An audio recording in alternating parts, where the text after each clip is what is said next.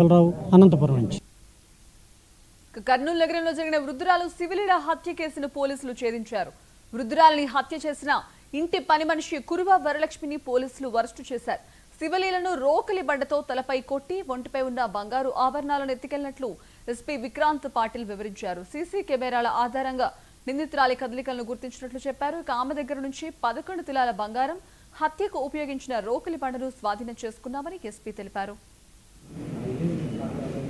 గత వారము అంటే 1వ తేదీ కర్నూలు 3 టౌన్ పోలీస్ స్టేషన్ జ్యూరిస్డిక్షన్లో గణేష్ నగర్లో ఒక 75-year-old ఉమెన్ శివలీల గారు షీ వాజ్ ఫౌండ్ డెడ్.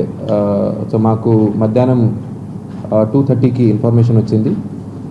దాన్ని బట్టి మనం మర్డర్ కేసు కింద ఒక కేసు రిజిస్టర్ చేయడం కూడా జరిగింది.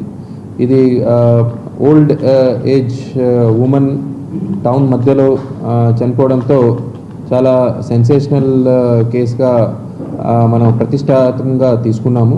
సో ఈ కేసు ఛేదించడానికి CI 3 town, CI Kurnool rural, CCS CI Ulindakonda SI అలా 4-5 సపరేట్ టీమ్స్ మనం ఫామ్ చేశాము.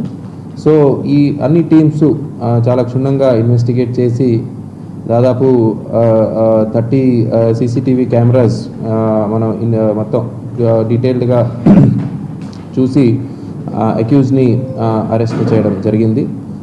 ప్రధానంగా చూస్తే ఈ కేసులో సీన్ ఆఫ్ ఆఫెన్స్లో చాలా ఫింగర్ ప్రింట్స్ లిఫ్ట్ చేయడం జరిగింది. గత వారము అంటే 1వ తేదీ కర్నూలు 3 టౌన్ పోలీస్ స్టేషన్ జ్యూరిస్డిక్షన్లో గణేష్ నగర్లో ఒక 75-year-old ఉమెన్ శివలీల గారు షీ వాజ్